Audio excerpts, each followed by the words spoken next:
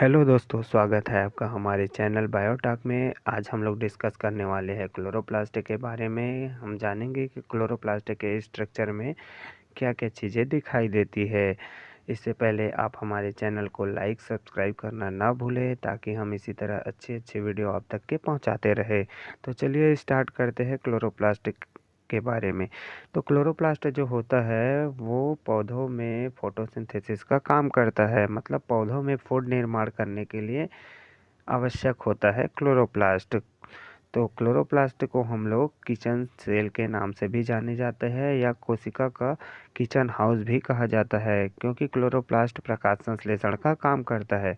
Chloroplast को semi autonomous cell organelles भी कहते हैं, क्योंकि ये अपने लिए कुछ प्रोटीन्स का निर्माण करता है। इसीलिए हम क्लोरोप्लास्ट को सेमी ऑटोनॉमस सेल ऑर्गेनेल्स के नाम से भी जानते हैं। इसके स्ट्रक्चर को हम लोग देखते हैं कि एक क्लोरोप्लास्ट के स्ट्रक्चर में क्या क्या चीज़ें प्रेजेंट होती है और कैसे दिखाई देती है। तो चलिए देखते हैं कि एक क्लोरोप्लास्ट के स्ट्रक्चर में क्या क्या चीज़ें दिखाई देती है। इसमें दिखाई दे रहा है एक प्लांट सेल। तो क्लोरोप्लास्ट जो है एक प्लांट सेल के अंदर पाया जाता है। ये जो क्लोरोप्लास्ट है और क्लोरोप्लास्ट के अंदर सिक्के के जैसे अरेंज हुई कुछ संरचना दिखाई देती है, जिसको हम लोग ग्रेनम कहते हैं। ये जो ग्रेनम होता है वो थैलेकॉइड से मिलके बना होता है और इस थैलेकॉइड के चारों ओर एक मेम्ब्रेन पाया जाता है जिसमें कि क्लोरोफिल प्रेजेंट होता है, और यही क्लोरोफिल क्या करता है, पौधों में फूड निर्माण का काम करता है। तो चलिए इसका और स्ट्रक्चर देखते हैं, जिसमें हम लोग को अच्छे से पता चल जाएगा कि कैसे क्लोरोफिल जो है प्रकाश को अवशोषित करती है। तो ये आपको दिखाई दे रहा है कि एक क्लोरोप्लास्ट का स्ट्रक्चर है। इस क्लोरोप्लास्ट के स्ट्रक्चर में ये जो खाली जगह दिखाई दे रही है ये स्ट्रोमा कहलाती है, और ये जो सिक्के के रूप में अरेंज हुआ दिखाई दे रहा है इसको हम लोग ग्रेना कहते हैं।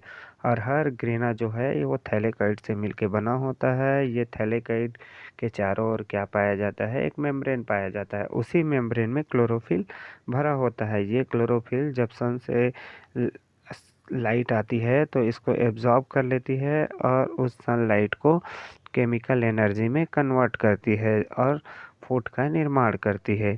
तो चलिए आगे देखते हैं कि क्या होता है इस स्ट्रक्चर के द्वारा।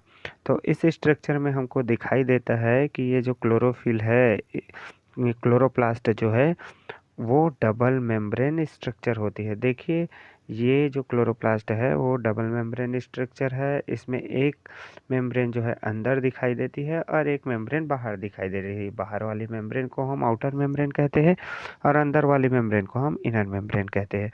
इसमें एक सर्कुलर डीएनए पाया जाता है। ये सर्कुलर डीएनए आरएनए का निर्माण करते हैं। फिर इस आरएनए से प्रोटीन का निर्माण होता है। इसमें कुछ 70 एस राइबोसोम पाए जाते हैं।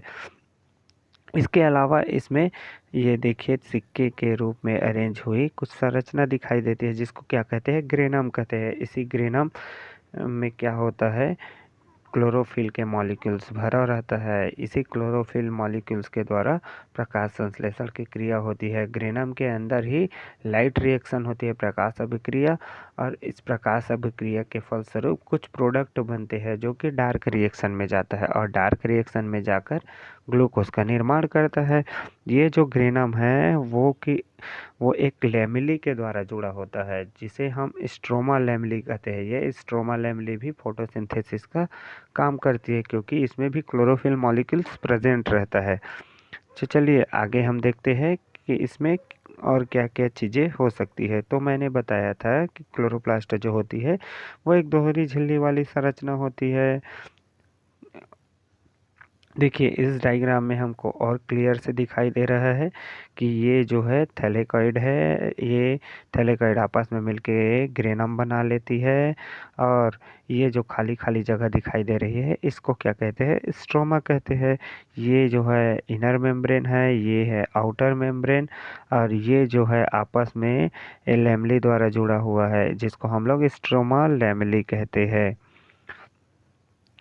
फिर क्लोरोप्लास्ट में 70 एस राइबोसोम पाया जाता है।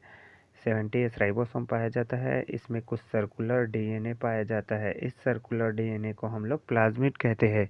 और क्लोरोप्लास्ट के अंदर चपटा थैली के जैसी संरचना भी पाया जाता है, जिसको हम लोग थैलेकॉइड कहते हैं। और इसी थैलेकॉइड के चारों ओर मेम्ब्रेन पाया जाता है, और इस मेम्ब्रेन में क्लोरोफिल भरा रहता है, जो कि फोटोसिंथेसिस में हेल्प करता है।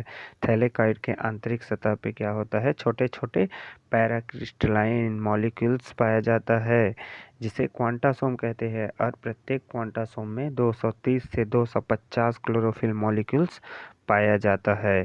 थैलेकॉइड आपस में अरेंज होके क्या बनाती है, ग्रेना बनाती है या ग्रेनम बनाती है। ग्रेना में ही लाइट रिएक्शन होता है, और लाइट रिएक्शन से बना प्रोडक्ट एटीपी और एनएडीपीएच डार्क रिएक्शन में जाता है, और डार्क रिएक्शन में जाके ग्लूकोज का निर्माण करता है।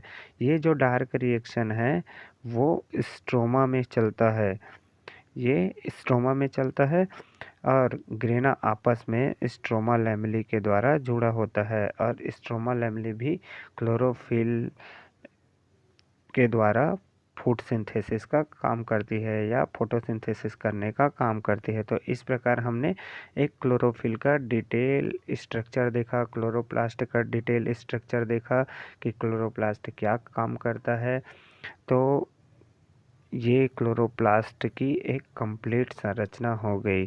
तो अगर आपको हमारा वीडियो अच्छा लगा हो तो लाइक और सब्सक्राइब करना ना भूलें। Thank you.